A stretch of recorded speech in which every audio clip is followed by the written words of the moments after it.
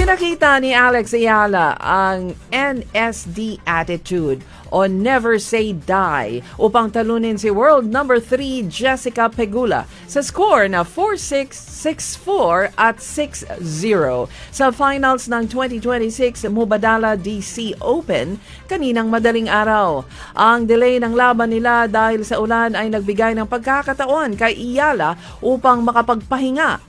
3 sa unang set ni Ayala pero bilang pagtutuwid, talo sa unang set si Ayala pero nakabawi ito sa second at third set. Saludan naman si Mubadala DC Open Chairman Mark Ayan. Ayon sa kanya, ngayon lang nangyari sa karamihan ng mga bumibili ng ticket sa torneo nagtatanong kung kailan at anong oras ang laro ni Ayala.